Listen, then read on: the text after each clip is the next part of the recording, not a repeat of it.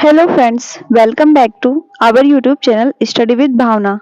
दोस्तों, आज हम ह्यूमन बॉडी का बहुत ही ज़्यादा इम्पोर्टेंट भाग पढ़ने वाले हैं। आज हम पढ़ेंगे मानव रक्त। फ्रेंड्स, बहुत ही ज़्यादा इम्पोर्टेंट टॉपिक है। आपके एग्जाम में से एक दो क्वेश्चन बन सकते हैं। तो बिना किसी देरी के आज की इम्पोर्टेंट क्लास शुरू करते हैं। गाइस, सबसे पहले हम थ्योरी करेंगे, देन एमसीक्यू करेंगे। तो फ्रेंड्स, क्लास को पूरी देखना है। तो चलिए शुरू करते हैं हमारा इम्पोर्टेंट सेशन। सबसे पहले हम पढ़ेंगे ब्लड क्या होता है। रक्त एक प्रकार का तरल संयोजी ऊतक है। तो फ्रेंड्स, आपके एग्जाम में क्वेश्चन बन सकता है कि रक्त किस तरह का ऊतक है। तो फ्रेंड्स, ये एक तरल संयोजी ऊतक है। स्वस्थ मनुष्य के शरीर में 5 से 6 लीटर रक्त पाया जाता है। फ्रेंड्स, याद रखेंगे, 5 से 6 लीटर रक्त पाया जाता है स्वस्थ मनुष्य के शरीर में। देन रक्त का पीएच मान 7.4 होता है, जो कि क्षारीय होता है। फ्रेंड्स, यहाँ पर आपको एक बात ध्यान देना है, पीएच वैल्यू होती है 0 से 14 तक। गाइस, याद रखना है 7 से कम जिसका मान होगा वो अम्ल होगा और 7 से ऊपर क्षारीय होगा। तो फ्रेंड्स, यहाँ पर जो मानव का रक्त है उसका पीएच वैल्यू है 7.4, यानी कि यहाँ पर क्षारीय होगा। याद रखेंगे फ्रेंड्स, यह शरीर के भार का कुल 7% बनाता है। इंपॉर्टेंट है, याद रखेंगे। अगला है, नेक्स्ट है कि ब्लड कितने पार्ट में डिवाइड है। तो दोस्तों, यहाँ पर रक्त को 2 पार्ट में डिवाइड करते हैं। एक है प्लाज्मा, ये देखिए रक्त कोशिका यानी कि ब्लड सेल्स। तो फ्रेंड्स, प्लाज्मा में रक्त का तरल भाग होता है प्लाज्मा, और यहाँ पर लगभग 55 से 60% प्लाज्मा पाया जाता है। तो फ्रेंड्स, एग्जाम में आपकी क्वेश्चन बन सकता है कि ब्लड में जो प्लाज्मा होता है वो कितने परसेंट होता है। तो यहाँ पर 55 से 60% होगा। यह रक्त का निर्जीव भाग होता है। इसके अलावा इसमें 90% जल पाया जाता है और 10% अन्य पदार्थ पाए जाते हैं। इसके अलावा इसमें प्रोटीन, लवण और हार्मोन भी पाए जाते हैं। फ्रेंड्स, याद रखेंगे, आपके एग्जाम में क्वेश्चन बन सकता है कि प्लाज्मा का जो कलर होता है वो कैसा होता है। तो प्लाज्मा का कलर जो होता है वो हल्का पीला होता है। याद रखना है फ्रेंड्स, इंपॉर्टेंट है, हल्का पीला। अब पढ़ लेते हैं ब्लड सेल्स। फ्रेंड्स, यहाँ पर 40 से 45% ब्लड सेल्स पाई जाती है। यह रक्त का जीवित भाग होता है, यानी कि प्लाज्मा तो रक्त का निर्जीव भाग है, जबकि रक्त कोशिकाएं जीवित भाग है। इसमें आरबीसी पाई जाती है, यानी कि लाल रक्त कणिकाएं, श्वेत रक्त कणिकाएं और प्लेटलेट्स। याद रखेंगे दोस्तों, इंपॉर्टेंट है। अब इनको एक एक करके डिटेल में पढ़ेंगे। प्रोटीन। तो फ्रेंड्स, प्लाज्मा प्रोटीन 3 अलग अलग प्रकार के होते हैं। इनके नाम है एल्ब्यूमिन, ग्लोब्यूमिन और फाइब्रिनोजेन। फ्रेंड्स, याद रखेंगे, काफी ज्यादा इंपॉर्टेंट है आपका। यहाँ पर फाइब्रिनोजेन का काम होता है रक्त का थक्का जमाना। तो विटामिन रक्त का थक्का जमाने में सहायक होता है। तो याद रखेंगे, विटामिन के होता है। और फ्रेंड्स, हिपेरिन क्या है। तो यह एक थक्का रोधी पदार्थ है। तो हिपेरिन एक थक्का रोधी है, यानी कि हिपेरिन की उपस्थिति में आपको अगर चोट लग जाएगी तो वहां पर धक्का नहीं लगेगा। नेक्स्ट है लाल रक्त कणिकाएं, जिसको हम आरबीसी भी बोलते हैं, रेड ब्लड सेल्स। फ्रेंड्स, इसका वैज्ञानिक नाम है इरिथ्रोसाइट्स। आपके एग्जाम में हर बार क्वेश्चन बनता है कि लाल रक्त कणिकाओं का अन्य नाम क्या है। तो इरिथ्रोसाइट इसका नाम है, याद रखेंगे। फ्रेंड्स, आरबीसी में केंद्रक नहीं पाया जाता है, याद रखेंगे। इसके लेकिन अपवाद है ऊंट और लांबा। ऊंट और लांबा के आरबीसी में केंद्रक पाया जाता है, याद रखेंगे। लाल रक्त कणिकाओं में केंद्रक नहीं पाया जाता है। फ्रेंड्स, इनका जीवन काल होता है 120 दिन। इनकी संख्या 5 मिलियन होती है, यानी कि 50 लाख होती है। फ्रेंड्स, आरबीसी का जो रंग है वो हीमोग्लोबिन के कारण लाल होता है। आपके एग्जाम में प्रश्न आता है कि लाल रंग किस कारण होता है मानव का। तो फ्रेंड्स, यहाँ हीमोग्लोबिन की उपस्थिति के कारण मानव रक्त लाल होता है।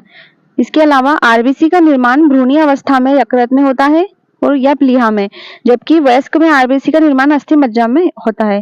फ्रेंड्स, काफी ज्यादा इंपॉर्टेंट है, याद रखेंगे। आरबीसी का जो निर्माण है वो अस्थि मज्जा में होगा और भ्रूणीय अवस्था में होगा, तब वह यकृत और प्लीहा में होगा।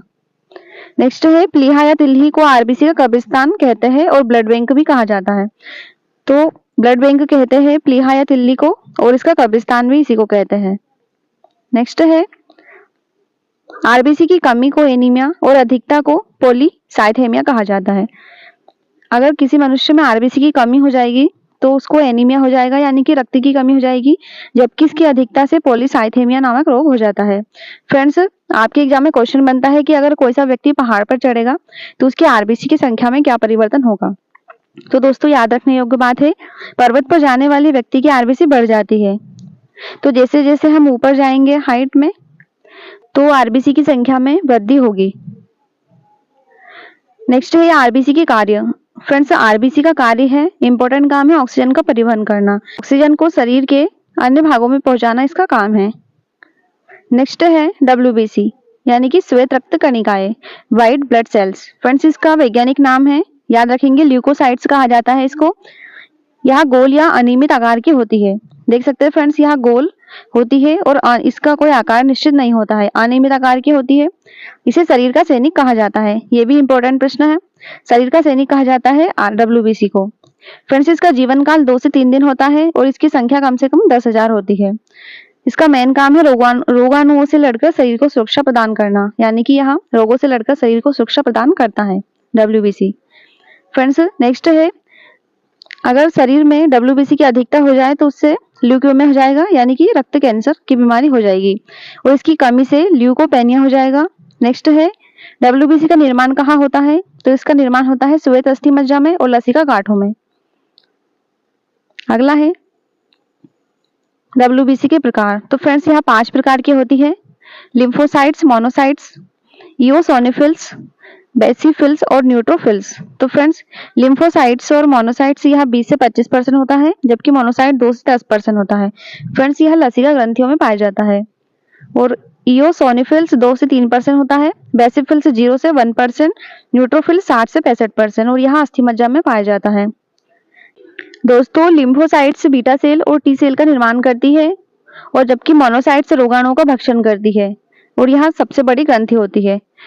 तो मोनोसाइट सबसे बड़ी ग्रंथि है और यह रोगाणुओं का भक्षण करेगी, जबकि लिम्फोसाइट्स बी सेल और टी सेल का उत्पादन करती है। याद रखेंगे फ्रेंड्स, काफी ज्यादा इंपॉर्टेंट है। नेक्स्ट हम पढ़ेंगे प्लेटलेट्स। प्लेटलेट्स यानी कि इसको बिम्बाणु भी कहा जाता है और इसका वैज्ञानिक नाम है थ्रोम्बोसाइट्स। दोस्तों, प्लेटलेट्स का सबसे इंपॉर्टेंट काम है वो है रक्त का थक्का जमाना। तो यहाँ कोशिका रक्त का थक्का जमाने का कार्य करेगी। यहाँ पर चित्र है इसका। यह गोल और लंबी होती है। फ्रेंड्स, इसका निर्माण होता है अस्थि मज्जा में, यानी कि प्लेटलेट्स का निर्माण अस्थि मज्जा में होगा, जबकि इसकी संख्या 2 लाख पाई जाती है। इसका जीवन काल 6 से 7 दिन होता है। अगला है, इसकी कमी से, यानी कि शरीर में अगर प्लेटलेट्स की कमी हो जाएगी तो उससे थ्रोम्बोपेनिया नामक रोग हो जाएगा, थ्रोम्बोपेनिया हो जाएगा, जबकि इसकी अधिकता से थ्रोम्बोसाइटोसिस हो जाएगा।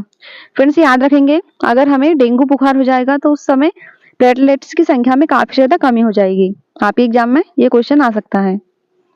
फ्रेंड्स, अब हम यहाँ पर पढ़ेंगे इंपॉर्टेंट एमसीक्यू। तो सबसे पहले क्वेश्चन पर चलते हैं, जो कि है मानव शरीर में औसतन कितने लीटर रक्त होता है? जैसा कि हम ऊपर पढ़ चुके थे, मानव शरीर में 5 से 6 लीटर रक्त पाया जाता है और पुरुषों की तुलना में जो पुरुष होते हैं महिलाओं की तुलना में उनमें अधिक रक्त होता है। अगला है, आरबीसी को किस रूप में भी जाना जाता है? तो फ्रेंड्स, अभी आपको बताया था आरबीसी को इरिथ्रोसाइट्स के रूप में भी जाना जाता है, यानी कि इसका वैज्ञानिक नाम है एरिथ्रोसाइट्स आरबीसी का। उन घटकों के नाम बताइए जो प्लाज्मा में पाए जाते हैं। जैसा कि हम ऊपर पढ़ चुके थे, प्लाज्मा में प्रोटीन पाए जाते हैं, गैसीय पोषक तत्व और खनिज, ये सब प्लाज्मा में मौजूद होते हैं और यह एक तरल भाग होता है। अगला है, प्लेटलेट्स को और किस नाम से जाना जाता है? तो फ्रेंड्स, प्लेटलेट्स का वैज्ञानिक नाम है थ्रोम्बोसाइट्स। अगला है, डब्ल्यूबीसी को कितने भागों में विभाजित किया जाता है? तो दोस्तों, डब्ल्यूबीसी यानी कि श्वेत रक्त कोशिका 2 भागों में विभाजित करते हैं, ग्रैन्युलोसाइट्स और एग्रानोसाइट्स। याद रखेंगे, इंपॉर्टेंट है प्रश्न, इनको 2 भागों में विभाजित करेंगे। नेक्स्ट क्वेश्चन है, श्वेत रक्त कोशिकाओं डब्ल्यूबीसी की खोज किसने करी? तो फ्रेंड्स, इसकी खोज करी डब्ल्यूबीसी की एडल और एडिसन ने। एडल और एडिसन नामक व्यक्ति ने श्वेत रक्त कोशिकाओं की खोज करी है। नेक्स्ट प्रश्न है, रक्त का अध्ययन। तो फ्रेंड्स, रक्त का अध्ययन कहलाता है हेमेटोलॉजी। इंपॉर्टेंट है, याद रखेंगे, रक्त का अध्ययन कहलाता है हेमेटोलॉजी। अगला है, रक्त के निर्माण की प्रक्रिया क्या कहलाती है? तो फ्रेंड्स, रक्त के निर्माण की प्रक्रिया को हीमोपोएसिस कहा जाता है, हीमोपोएसिस। अगला है, रक्त के कितने भाग होते हैं? तो दोस्तों, रक्त के 2 भाग है, जैसा कि हमने ऊपर पढ़ा था। एक प्लाज्मा है जो कि रक्त का द्रव भाग होता है, यानी कि तरल भाग होता है, जिसे प्लाज्मा कहा जाता है। अगला है ठोस भाग, जो कि ब्लड सेल से होती है और यह कोशिकाओं का बना होता है।